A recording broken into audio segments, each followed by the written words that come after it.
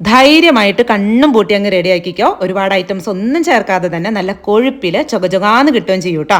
അപ്പം അത്യാവശ്യം വെളിച്ചെണ്ണ ഒഴിച്ച് ചൂടായ മൺചട്ടിയിലേക്ക് 1 ടീസ്പൂൺ കടുക്, പിന്നെ ഒരു 1/4 ടീസ്പൂൺ ഉലുവയിട്ട് പൊട്ടി വരുമ്പോൾ ഒരു ഇത്തിരി ഇഞ്ചിയും വെളുത്തുള്ളിയും നീളത്തിൽ കീറിയതും കുറച്ച് കറിവേപ്പിലിട്ട് ജസ്റ്റ് ഒന്നങ്ങ് വഴറ്റെടുക്കാം.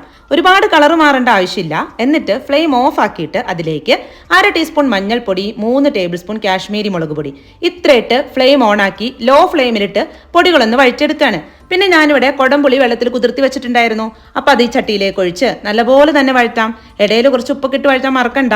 അങ്ങനെ നന്നായി വഴന്ന് വരുമ്പോൾ എണ്ണ തെളിഞ്ഞു വരും. അപ്പം ആ സമയത്ത് 1 കപ്പ് നല്ല ചൂടുവെള്ളം ഒഴിച്ചു കൊടുക്കാം. എന്നിട്ട് തിളയ്ക്കുന്ന സമയത്ത് കഴുകി വൃത്തിയാക്കി വെച്ചിരിക്കുന്ന മീൻ ഇട്ട് കൊടുക്കാം. ഏത് മീൻ വെച്ചിട്ട് വേണേലും റെഡിയാക്കാം കേട്ടോ. എന്നിട്ട് ജസ്റ്റ് ഒന്ന് മിക്സ് ചെയ്ത് മീഡിയം ഫ്ലെയിമിൽ ഒരു 10 മിനിറ്റ് മാത്രം വെച്ചാൽ മതി. ഇപ്പം ദാ മീനൊക്കെ വെന്ത് എണ്ണയൊക്കെ തെളിഞ്ഞ് വന്നിട്ടുണ്ട്. ഇനി ഇങ്ങനെ ജസ്റ്റ് ഒന്ന് ചുറ്റിച്ചു കൊടുക്കാവുള്ളൂ. എന്നിട്ട് ലാസ്റ്റായിട്ട് ഇതിലേക്ക് ഒരു ഇത്തിരി മാത്രം ഉലുവാപ്പൊടി, കുറച്ച് കറിവേപ്പില, ഇത്തിരി പച്ച വെളിച്ചെണ്ണ ഇതൊന്ന് ചൂടാക്കി വെക്കുകയാണെങ്കിൽ ഒരു 5-6 ദിവസം കേടുകൂടാതിരിക്കുകയും ചെയ്യും കേട്ടോ. അപ്പം എങ്ങനെയാ, സെറ്റല്ലേ?